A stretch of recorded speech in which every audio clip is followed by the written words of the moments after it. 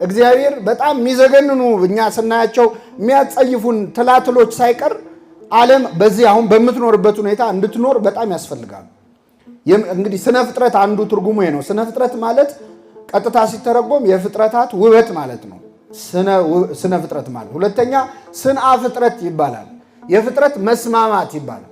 ስለዚህ እግዚአብሔር እኛ መካከል ራሱ የፈጠረው የምግብ ትስስር ይሄ ፉድ ቼን የሚባለው አንዱ አንዱን ይበላል፣ አንዱ ያደረገውን ሌላው እየተቀበለ የሚያደርገው ነገር በሙሉ በፍጥረቱ መካከል እግዚአብሔር ቃል ኪዳን ሰርቷል።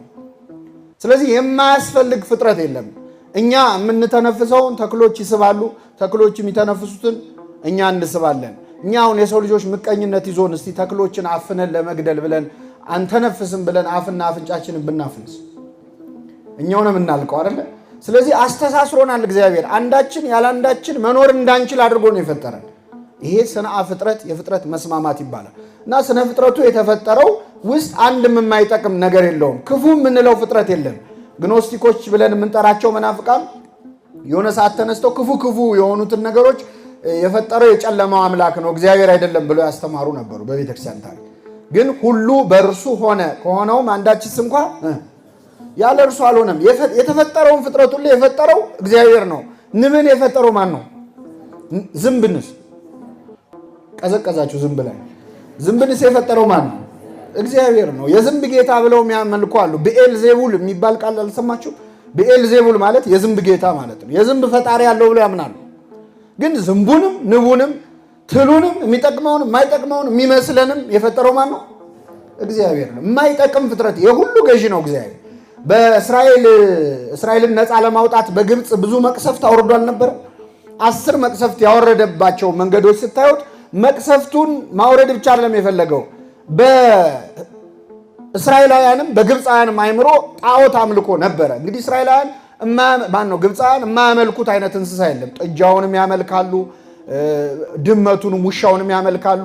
የውሃ አምላክ፣ የዝንብ አምላክ፣ የምን አምላክ እያሉ ለየራሱ ፈጥረው ነበር። ለዚህ ነው እግዚአብሔር እስራኤላውያንን ከግብፅ ባርነት ነፃ ማውጣት ብዙም አልከበደውም።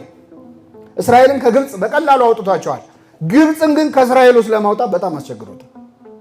ምክንያቱም ውስጣቸው ጣዖት አምልኮ ነበረ። ለዚህ ነው ሙሴ ዞር ሲልላቸው አምላካችን ብለው ከወርቅ ምንድን ነው የሰሩት? ጥጃ ነው። ለምን? ጥጃ አምላክ ነው የሚል አስተሳሰብ አላቸው። ለዚህ ነው እግዚአብሔር የእንስሳ መስዋዕት እንዲያቀርቡ ያዝ የነበረው። እንስሳ ያ ሁሉ ቢቃጠል ለእግዚአብሔር ምን ይጠቅመዋል? የእንስሳ ሽታ ምግብ አይሆነው ለሱ። ለምንድን ነው እንስሳ መስዋዕት እንዲሆን የፈለገው? እንስሳት አምላክ አይደሉም። የእንስሳት ፈጣሪ የእንስሳት አምላክ ማን ነው? ይሄንን እንዲረዱ ነበር እና በ10 መቅሰፍትም ስታዩ በውሃው ላይ ደም ሲያደርግ የውሃ አምላክ ብለው የሚያመልኩት ኃይል እንደሌለው የውሃ አምላክ ማን ነው? እግዚአብሔር። የዝንብ መንጋ ሲለቅ ዝንቡንም የሚያዘው ብኤልዜቡል አይደለም። ማን ነው? እግዚአብሔር። ሁሉን የፈጠረ ማን ስለሆነ? እግዚአብሔር ስለሆነ። ስለዚህ ለመግቦት ለምግበ ሥጋ ለምግበ ነፍስ የተባለው እግዚአብሔር የፈጠረው ፍጥረት ሁሉ የማይጠቅም ፍጥረት የለውም። ሁለተኛ ለአንክሮ ለተዘክሮ ነው ይላሉ አባቶች። ለአንክሮ ለተዘክሮ ማለት ደግሞ እግዚአብሔር መኖሩን እንድናውቅ ነው። እግዚአብሔር አምላክ መኖሩን በትክክል እንድናውቅ ነው። ቅዱስ ጳውሎስ በዚህ በሐዋርያት ሥራ ምዕራፍ 14 ላይ የተናገረው ቃል አለ። ልባችንን በምግብና በመብል በደስታ ሲሞላው ይላል። ከሰማይ ዝናብን ሲያወርድልን ልባችንን በመብልና በደስታ ሲሞላ እግዚአብሔር ራሱን ያለ ምስክር አልተወም ይላል። እስኪ በሉ ራሱን ያለምን አልተወም። ወኢሃደገ ርእሶ ዘእንበለ ሰማዕት። ራሱን ያለ ምስክር አልተወም እግዚአብሔር። ማለት መሰላችሁ? እግዚአብሔር መኖሩን ምስክር ትቶልናል። ማን ነው የመጀመሪያው ምስክር ካላችሁ ምኑ ነው? ስነ ፍጥረቱ ነው። እግዚአብሔር መኖሩን የተፈጠረው ነገር ያሳያል። ዲዛይን አርጊውመንት የሚባለው አሁን እግዚአብሔር የለም ለሚሉ ሰዎች ከምናቀርበው በጣም ጠንካራው ማሳያ ስነ ፍጥረቱ ነው። ምክንያቱም ይሄ ዓለም በአጋጣሚ ነው የተፈጠረው ብሎ ማመን በጣም ከባድ ነገር ነው። በነገራችን ላይ እግዚአብሔር የለም ማለትን ያህል እምነት የሚጠይቅ ነገር የለም።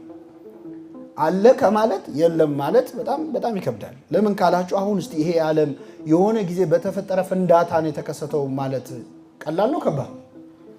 እስቲ አሁን ከኔ ጀርባ እዚህ ስዕላት አሉ፣ እዚህ የተሳሉ ቆንጆ ስዕላት አሉ። ስዕሉ እንዴት መጣ ሲባል ድንገት ቀለም ተደፍቶ ተረጫጭቶ ነው የመጣው ቢባል ታምናላችሁ? ወይም እሺ ልንገራችሁ፣ አንድ ስፍራ ላይ ወረቀቶች አሉ። አንድ አዳራሽ ውስጥ በጣም ብዙ ነጭ ወረቀቶች አሉ፣ ቀለም ደግሞ አለ እና ያ አዳራሽ በሆነ መንገድ ፍንዳታ ገጠመውና ፈነዳ። ቀለሙም ተረጫጨ፣ ወረቀቱም ተረጫጨ። ልብ አድርጉ፣ ባዶ ወረቀትና ቀለም ነበረ። በተፈጠረው ፍንዳታ ያ አዳራሽ ላይብረሪ ደግሞ ሊቀየር ይችላል ማለት ወረቀቱ ላይ ቀለሞቹ ተረጫጭተው መጽሐፍ ሆነው ማለት ነው። ያለቀለም መጽሐፍ ሆኖ ላይብረሪ ሆነ እና ይሄ ላይብረሪ ከየት መጣ ሲባል በፍንዳታ ብሎ ማመን ቀላል ነው? ከባድ ነው? እግዚአብሔር የለም ማለት ያለ እምነት የሚጠይቅ ነገር የለም። በነገራችን እኛ የተፈጠርንበት አፈጣጠር አሁን የሰው ልጅ እኛ ብቻ ነን በሁለት እግራችን ቆመን የማንደፋው ታውቃላችሁ። ባላንስ አድርጎ ሁለት እግር ኖሮት ቆሞ መሄድ የሚችል ሰው ብቻ። ሌላ ወንበር እንኳን በሁለት እግር ማቆም አትችልም። ቢያንስ 3 መሆን አለበት እግሩ። ሁለት ሆነን ሚዛናችንን ጠብቀን እንዴት ነው የምንኖረው? ሰውን ያህል የትንሹ ፍጥረት ግን ዓለምን እየገዛ ይኖራል። እንደኛ ደካማ ፍጥረት እኮ የለም። በጣም አቅም የለንም። ግን አራዊቱን አባረን እኛ ቤት ሰርተን አምሮብን እንኖራለን። እሑድ ልጆቻችንን ይዘን አራዊቱን አስረናቸው ቆልፈንባቸው ፎቶ እንነሳለን። አሁን ጥፍር ቢኖረው ኖሮ ሰው ሹል ነገር ቢኖረው እሺ፣ ግን ምንም ሳይኖረው በአይምሮ ብሩህነት ብቻ ከከዋክብት ስርዓት በላይ የተወሳሰበ ብሬን እኮ ነው ያለን እኛ እያንዳንዳችን። በጣም አስደናቂ እኮ ፍጥረት ነው። ቅዱስ አውግስጢኖስ የተባለ አባት ሰዎች አስደናቂ ፍጥረታትን ለመጎብኘት ተራራ ለተራራ ይንከራተታሉ፣ ግን ትልቁ አስደናቂ ፍጥረት ማን ነው? እስቲ ቁጭ ብለህ ራስህን ጎብኘው ይላል። ምንም ሳትከፍል የመግቢያ ዋጋ ሳትከፍል ቁጭ ብለህ የራስህን ሰውን አሻራ እንኳን የማይደግም አምላክ እኮ ነው እግዚአብሔር። ዲዛይን የማያልቅበት አምላክ እኮ ነው። ሕፃን ልጅ በማህፀን አርግቶ ጽንስ አድርጎ 9 ወር ቆይቶ ወጥቶ ያ ሕፃን እየዳኸ ከመሄዱ በላይ ምን ተአምራለ? ማስተዋል ከቻ አሁን እኛ ተአምር የምንለው የሆነ ጋኔል ሲጮ ምናምን ነው አይደለ ወይ የሆነ ሰው ሲፈወስ፣ እሱ እኮ በጣም ትንሽ ነገር ነው።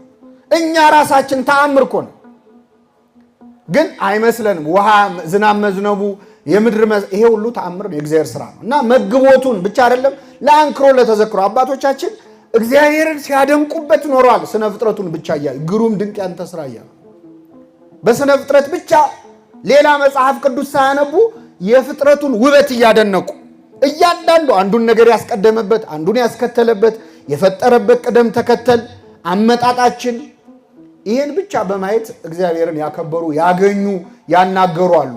በጣም ብዙ ቅዱሳን ታሪክ ላይ ስታዩ በስነ ፍጥረት ብቻ ከእግዚአብሔር ጋር መገናኘት ይቻላል። ከእግዚአብሔር አብርሃም በፀሐይ ብቻ ነው ያገኘው። ተናበበኒ አምላከ ፀሐይ ብሎ የፀሐይ አምላክ አናግረኝ ብሎ በፀሐይ የፀሐይን አምላክ አገኘ። ፈያታዊ ዘየማን በፀሐይ ነው። ቅዱስ ያሬድ የተማረው በምንድን ነው? በትል ነው።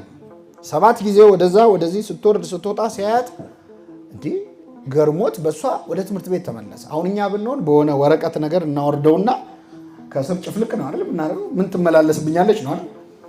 በትል ተምሯል። ስነ ፍጥረቱ እያንዳንዱ ክርስቶስ ምን አለ? እያንዳንዱን ነገር ተማሩበት፣ ሰማያት የእግዚአብሔርን ክብር ይናገራሉ ይላል። እነማን? ሰማያት። ሌላ ጥቅስ ሳፈልግ ሰማይን እያየ የእግዚአብሔርን ክብር ታያለ። ምድርን እያየ እጽዋቱን እያየ የሰማይ ወፎችን ተመልከቱ፣ አበቦችን እንዴት እንዲያድጉ ልብ አድርጋችሁ ተመልከቱ። መጽሐፈ ምሳሌ ላይ ደግሞ ጉንዳኑን ሳይቀር ተመልከት ይላል። ወደ ገብረ ጉንዳን ሂድ፣ ወደ ጉንዳኖች ሂድ፣ እንዴት እንደሚሄዱ እንዴት እንደሚሰማሩ እንዴት እንደሚወጡ እንዴት እንደሚገቡ ተመልከታቸው። በስነ ፍጥረቱ ውስጥ እግዚአብሔር በጣም ብዙ ትምህርት አስቀምጦልናል። አሁን የምናከብረው የምናስበው ወራት ላይ ደግሞ ዘመነ ጽጌ ነው፣ የአበባ ወራት ነው። በዚህ ሰሞን ስሙን የምናነሳው አባት በአበባ ምክንያት ወደ ክርስትና የመጣ አባት ነው።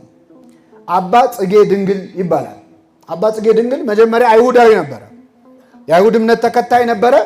ትንቢተ ኢሳይያስ ምዕራፍ 11 ከቁጥር 2 ላይ የተጻፈ ቃል አለ። ከእሴይ ስር ቁጥቋጦ ያፈራል የሚል ስለ አበባ የተነገረ ቃል። በዚህ ቃል መነሻነት ክርስትና እውነት ይሆን እንዴ እያለ በጣም አይምሮ ይረበሽ ነበር። በኋላ በጫካ ውስጥ የእመቤታችን ስዕል በአበባ ተከባ ተመለከተ። ይህም ሁለተኛ ምልክት ሆነው፣ ሶስተኛ አባ ዜና ማርቆስ የተባሉ አባት ቅዱስ አባት የመጽሐፍ መምህር የሆኑ ብሉይንም ሐዲሱንም በደንብ የተማሩ ነበሩ። አገኙት፣ አስተማሩት፣ ክርስትናን ተቀበለ። እጅግ በጣም ውብ የሆነ የምስጋና ጸሎት ደረሰ። የእሱ ስም አባ ጽጌ ድንግል ተባለ፣ አበባ ተባለ ማለት ነው። የደረሰው ድርሰት ደግሞ ማህሌተ ጽጌ ተባለ። ስለዚህ አበባ ለሱ ልክ አብርሃም በፀሐይ ክርስቶስን እንዳገኘው ፈያታዊ ዘየማን በፀሐይ እንዳገኘው ሌሎቹም ቅዱሳን በተፈጥሮ እንዳገኙት የአባት ደግሞ አበባ መመለሻ ሆኖታል ማለት ነው።